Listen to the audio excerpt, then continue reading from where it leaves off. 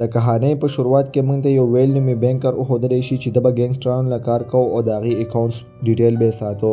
په کمره کې ناستی وي او اچانک دی بهر نه څه اواز واوري چې دی بار ور شي وګوري نو هغه یو اوسۍ وي چې د په کړکۍ کې ولاړه وي او دقه دوران د بهر نه پولیسان راشي او دی ګیر کړي. ویل پولیسانو ته وایي زه تاسو ته هر څه ویلو ته تیار یم او دقه دوران اوفیسر ډیني راشي چې هغه د ټولو پولیسانو مشره وه. ډیني ویل ته وایي چې ته موږ ته د هغه ټولو ګینګسټرانو ډیټیل راکړې چې کومو ګینګسټرانو ته د اکاونټ ډیټیل ساتي.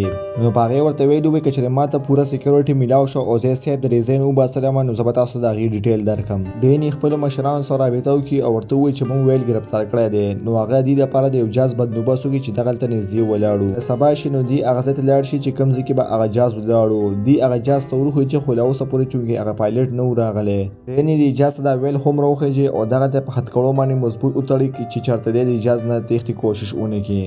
بیا ډیني خپلو مشرانو ته رنګ وکړي او ورته ووایي چې موږ جاز ته راوختو. نو هغه سړی ورته هغې ووایي چې د ګینګسټرانو لویر څه پته لګېدلې ده او ته به اوس د ویل ډېر خیال ساتي اصلا چې په تاسو باندې لاره کې څه اټیک وشي.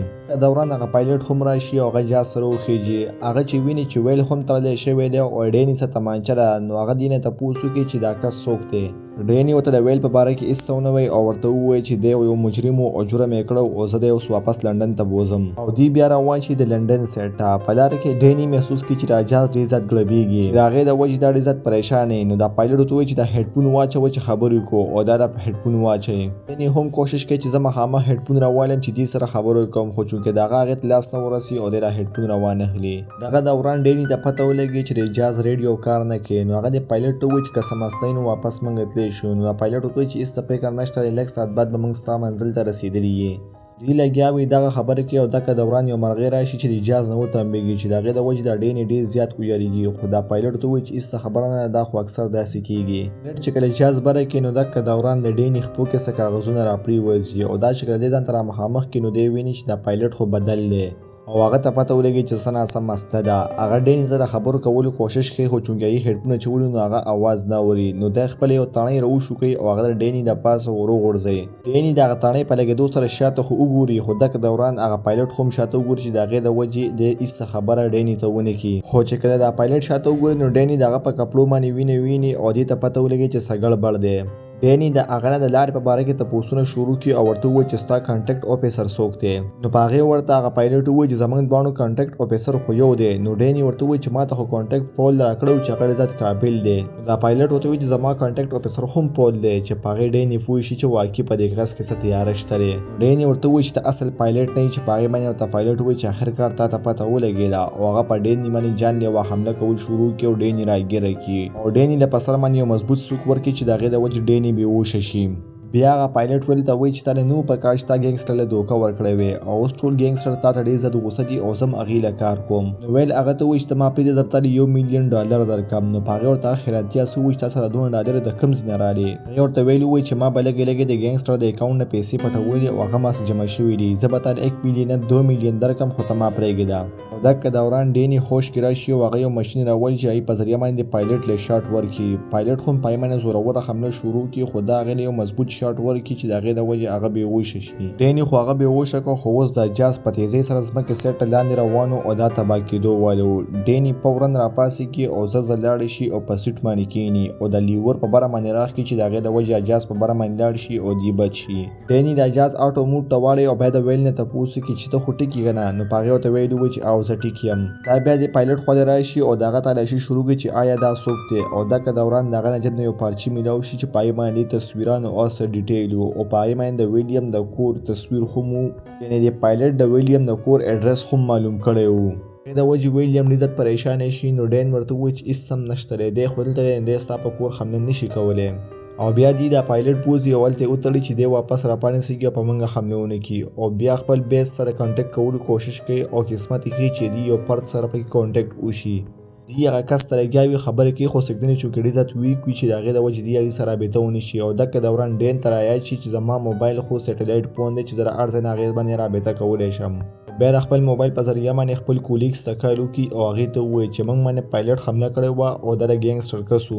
اوس موږ سره پایلټ نشته دی او نه ماله د جهاز د چلولو چل راځي، نو پلیز موږ ګایډ کوئ چې موږ خپل لوکیشن ته ورسو. او ورسره دا هم ووایي چې د جهاز جی پی ایس کار نه کوي، جی پی ایس یې خراب دی او دقه دوران د پایلټ په هوش کې راشي. د پایلټ ډیني ته ووایي چې صرف زه یم چې د جهاز چلولی شم او زما نه به هغې تاسو ژوندي که در رسېدی هم نه شئ، چې په هغې ډین د ډیزه د غوسه ورشي او هغه په دې پایلټ تمانچه راواړوي. دا پایلټ ډیني ته ووایي که چېرې تا په ما باندې ډز وکړو نو په دې جهاز کې سوری کېدی شي چې د هغې د وجې موږ ټول مړه کېدی شو، نو دا کمکلتیا مه کوو. او ډیني په هغې باندې تمانچه ښکته کړي. ډیني د خپل کولیګس په دوباره باندې بیا رنګ وکړي او د جهاز متعلق ورته خبرې کول شروع کړي او ورته ووایي چې دا جهاز به څنګه الوځي. او ډیني خو هم هغه شانته لګیا وي او دا جهاز روانول شروع کړي. چونکې جی پي ایس په دې جهاز کې نو دوی ته لا اوسه پورې پته نه وه چې موږ په کوم ځای کې روان یو.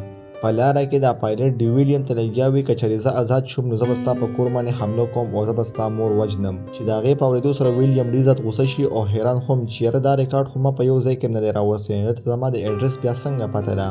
ډیني ته خو هم دا خبره ډېر زیات عجیبه ښکاره شي او دقه دوران ډیني ته د خپل کولیګس په دوباره باندې بیا رنګ راشي چې هغه ورته ووایي چې موږ ستاسو اصل پایلټ کور ته تللي وو چې هلته هغه چا وژلی او د هغه نه سر کټ کړی و. او ډیني ته پته ولګي چې دا د دې پایلټ کار دی. ډیني ته تپوس وکړي چې د دې میشن په باره کې نور چا چاته پته وه، نو په هغې ورته هغه ووایي چې صرف ما ته او جیک ته چې موږ خپل ځان سره ډسکس کړو او دا میشن هم تا ته بیا حواله کړو. ډیني لګیا وي دقه خبرې کوي او دقه دوران دی له مخامخ یو غر راشي چې دی هغې له په ډغره ورشي، خو قسمت د دې ښه وي چې هغه صرف واوروي او دی پکې بهر راوځي. ډیني ډېر زیات خوشحاله شي او دقه ټکراوېدو سره یو چاړه د بره نه راوښویږي چې هغه د هغه پایلټ خواله راشي او هغه ځان سره پټه کړي. بیا هغه پایلټ ډیني غوسه کولو لپاره ډیني ته ګډې وډې خبرې کول شروع کړي چې د هغې د وجې ډیني له ډېره زیاته غوسه ورشي او هغه د پایلټ پسې راپاڅېږي د وهلو لپاره او هغه په دې پایلټ باندې راکښېږي. ډیني هغه دمکاو کړي او ورته ووایي چې چپ شه، خو هغه نه غلی کېږي او ډیني په هغه باندې به دوباره بیا راکېږي او هغه د ډیني د سم نه چشمې والي او ځان سره یې پټې کړي. ځکه چشمو په ډانډې باندې د پایلټ خپل لاسونه کولاو کړي او فوراً راشي او په ویلیم کې چاړه خښه کړي. ډین د مرۍ نه پړی تاو کړي او تمانچه د هغې نه واخلي، خو ویلیم بیا هم ځان نه هغه چاړه راوباسي او پایلټ له پې لاس ووهي. د هغې د وجې د پایلټ شاته پرېوځي او ډین دقه دوران یو فایر ګن راواخلي او د هغې په ذریعه باندې د پایلټ ولي. بیا لاړ شي او هلته یو مضبوط سلنډر راوالي چې د هغې باندې د پایلټ له سر ووهي او په دوباره باندې بیا بېهوشه کړي.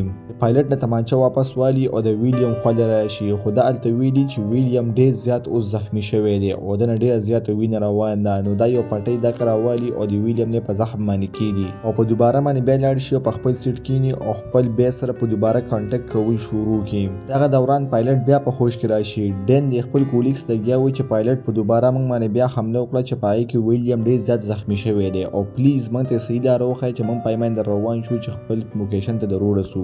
هغه سړی ورته خپل کولیګس ووایي چې ستاسو جهاز زموږ ریډار اوس راواست او زموږ یو جهاز به ستاسو د سیفټي دپاره راورسي چې دې کله کړکۍ وګوري دقه دوران یو فایټر جټ دې سره یو ځای روان وي. اوس د دې منزل نږدې و. دا پایلټ دې ته ووایي چې تاسو زما نه بچ نه شئ تللی، زه به تاسو په هر حال باندې وژدم او دقه دوران دې ته مخامخ رنوی ښکاره شي. دا پایلټ خپل لاسونه د هتکړۍ نه کولا وهل شروع کړي او ډېر په زور سره د هتکړۍ نه خپل لاسونه راوباسي او په ډین باندې حمله کول شروع کړي چې د هغې د وجې دې نه دا جهاز هم ګډوډ شي. ډین هغه له یو دیکه ورکړي او دا پایلټ یو دوه ډزه ولي او بیا جهاز کنټرول کول شروع کړي، خو دا جهاز اوس لږ بږ د کنټرول نه بار شوی و. سره ډېر زیات ایکسپیرینس هم نو، خو دې بیا هم دا جهاز د رنوی ته رامخامخ کړو او په دې رنوی باندې راښکته کړو، خو دا جهاز چې څنګه د رنوی نه ولګېد د هغې د وجې دې نه بیلنس ګډوډ شو او د جهاز نه پایه ووته. د هغې د وجې دا جهاز په یو سایډ باندې ښکته شو او دروازې ماته شوه او په هکله دروازه باندې د پایلټ ښکته پرېوته او د پاسه پې ګاډی راوخته او په هغه ځای باندې ووجو. جهاز ډېر مشقت نه بعد اخر کار ودرېدو او دغلته بله ریسکیو والا ګاډي رال. جهاز چې کله ودرېږي نو ډین وایي که دا ویلیم مړ شوی، خو چې دی څنګه وخوځي نو هغه په دوباره بیا هوش کې راشي او دقه دوران ریسکیو والا کسان هم راشي او هغه ویلیم ځان سره بوځي. ډین هم لږ د سکون ساه والي ځکه ډېر په مشقت سره دی د جهاز راکوز کړو او دا چې کله د جهاز نه بهر راوځي نو دقه دوران د دې هغه ملګری هم دغلته راشي او دا ویني چې د ملګري د شاته یو کس روان دی چې ډېر عجیبه بیهیویر کوي او هغسې د لاړی او د ویلیم ګاډي ته وخت.